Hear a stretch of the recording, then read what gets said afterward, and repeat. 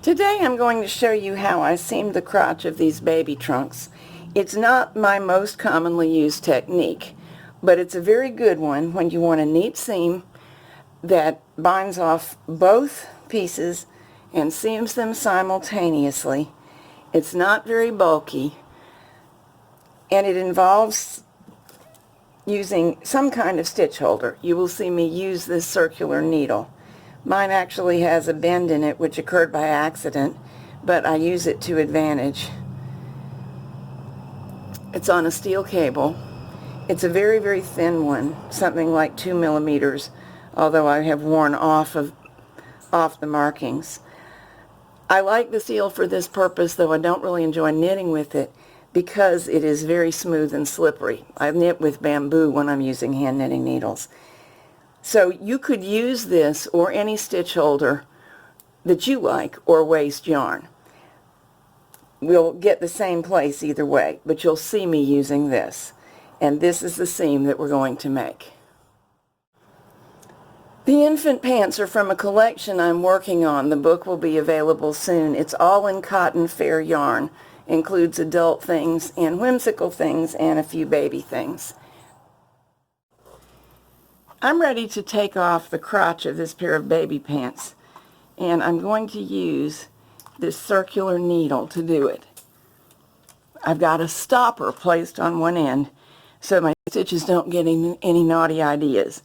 This is just a folded piece of cloth and an office clip. Anything would work here.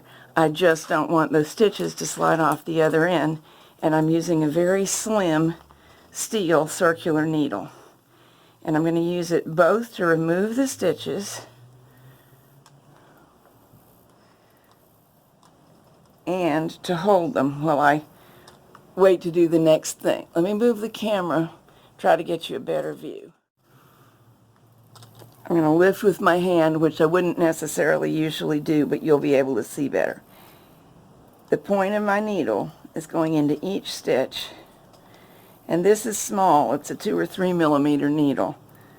Not one I would actually use very often for hand knitting. But it'll slide right under these stitches without even releasing them. Now I have pushed the needle itself through. It'll be hanging down on the left. Everything is on the cable. And if I push my needles forward and back, here it is, safely held until I'm ready to seam it. These couple of stitches grew, but I can easily return them to their normal size. My second part of these little pants is finished, and I'm going to pull out enough yarn from the working yarn to be sure that I have plenty to bind off with, and then break the yarn. Now, because neither piece that I'm knitting is large, these are baby trunks, diaper cover type things, I can fit both of them on the same needle. They won't be in each other's way. Here I am taking it off. This time I won't slow down for you since you've seen it done carefully. This way you'll get to see how it really goes in real life. It's pretty quick and easy. I'm absolutely positive that needle is through every stitch. So I'll pull it on in and drop the stitches from the knitting machine. Now what we have to do is turn the work and rehang it.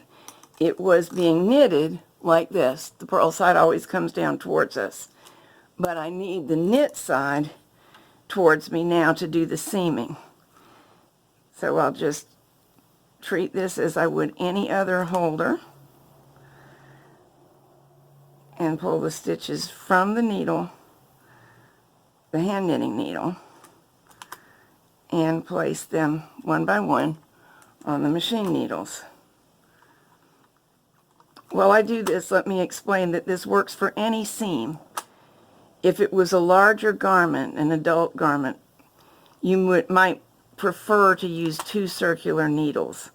Even if you had enough room on your cable, the weight of an adult sweater, if you were, say, hanging shoulders, would be a little hard to manage with your hand. Right now I'm using my right hand to hang stitches, and my left hand is supporting and controlling the knitting. It'd be a little harder for my left hand to do a good job of that if I had a sweater for my husband on here. So you might want to not be holding on to the other piece on the same needle.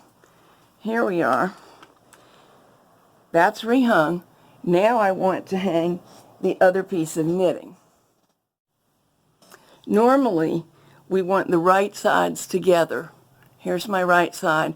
So I'm actually going to want to hang this piece oriented in the same way that it was knitted. That way, let me remove this yarn clip because I want to go from the end that was holding the clip. Let's adjust this a little. If I have my two right sides together, of course this stitch will grow, we'll just shorten it up when we get to it. With the two right sides together, when I bind off, I'll be seaming at the same time, and the seam will end up on the inside of the garment, which is normally what you want. There are exceptions for style and occasionally for comfort. So I just work across, rehanging stitches from my circular needle, and then I'll be able to bind off. Let me tell you why I like steel knitting needles. They're not my first choice to knit with, but I do like the slipperiness and the hardness of them for this job. Because with the hand that's not hanging, you can probably see me pinching. So the other stitches are under control. And it's very easy to use the single prong tool. Whoops, I split a stitch. You don't want to do that. To lift the stitch off this nice slippery needle. Okay, we're all ready. At this point you have a choice. You can just bind them off, both sets together. That's fine. In this case, because this yarn, whoops, I'm not going to cut this out so that you can see that if that happens to you, the world doesn't end. We can pop these stitches back on. Sometimes they'll just go back on with a flick of a thumb. Other times, this one's going to actually need me to let it run one row and reknit it. Now what I've got is the first set of stitches I hung are behind the latches. They're back here. And the second set are in the latches. And what I was starting to say is because this yarn is not very thick, this will work. I can pull one set of stitches through the other. This will make the seam less bumpy. There are occasions when I don't like doing this because it also tightens up the stitches, and sometimes that's not desirable. The ones that are pulled through get a little tighter. In this case, I don't think it'll matter at all. So now I can bind off with the transfer method.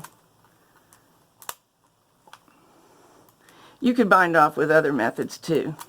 You could even scrap off and backstitch bind off with the work off of the machine if you preferred to do that.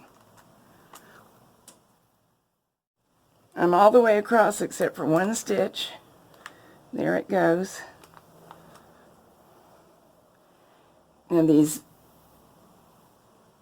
this will need weaving in. But there's our seam. It's quite neat. Here's what it looks like from the back.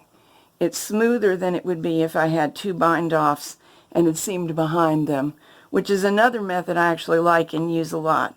But this is just an option. And over here where this yarn tail is, and this one, I will need to tighten up these stitches because they tend to grow. And I'm going to knot the yarn tails and weave them in. Don't tell the knitting police on me. I know we were all brought up to believe that tying knots was a pretty bad crime. But I have found that for children's clothes, if I can put it on in a way that won't make an uncomfortable spot, it sure makes it sturdy. And that's what I really want.